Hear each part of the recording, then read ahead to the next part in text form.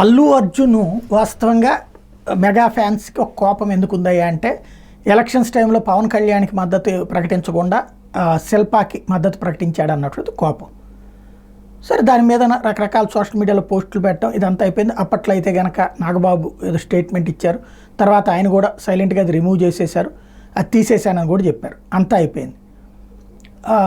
ఆ తర్వాతన ఇంకా కాకపోతే మెగా ఫ్యాన్స్ మాత్రం ట్రోల్ చేస్తున్నారు పెద్ద ఎత్తున అల్లు అర్జున్.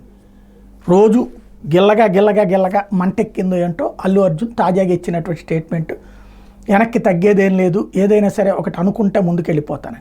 దీంతో ఇప్పుడు అల్లు అర్జున్ సంగతి తేల్చాలి, వాడెంత బతికెంత, చిరంజీవి ముందు కనుక అతని కెపాసిటీ అంత, చిరంజీవి లేకపోతే మెగా అన్నది పేరు లేకపోతే కనుక అతను మొహం చూసేదేవుడు, సినిమా చూసేదేవుడు, గంగోత్రితో ఇంటికి వెళ్ళిపోయేవాడు, ఆ తర్వాత ఏదో చేసుకోవాల్సినోడు, ఈ తరహా విమర్శలు, తిట్లు, శాపనార్థాలు ఇవన్నీ.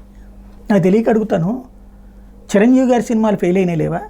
పవన్ కళ్యాణ్ గారి సినిమాలు ఫెయిల్ అయినా లేవా? మరి మనందరం అభిమానులు ఉన్నాంగా, అయినా కూడా ఎట్లా ఫెయిల్ అవుతాయి మరి? అలాగే వీళ్ళు ఎవరు ఆశీస్సులు లేకుండా సక్సెస్ అయినటువంటి వాళ్ళు లేరా? బేసిక్గా వాళ్ళకి అంతా బాగానే ఉంటారు, మధ్యలో అనవసరమైన చిచ్చు.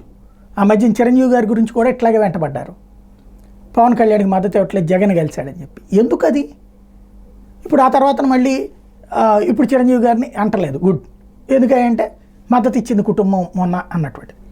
అంటే మేం చెప్పినట్టు మీరు నడవాలి అని అంటే ఇక చివరికి కుక్క తోకనూపడం, తోక కుక్కనూపడం అనేటటువంటిది తేల్చుకోవాలి.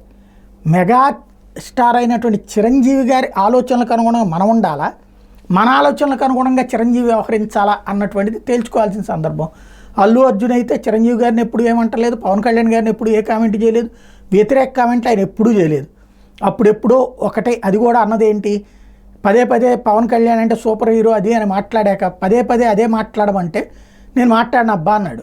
అప్పటి నుండి అతన్ని టార్గెట్ చేసి హ్యూమిలియేట్ చేసి ఏంటి సాధించింది? దానివల్ల ఏమైనా ప్రయోజనం ఉందా? ఆలోచించుకోవాల్సి ఉంది.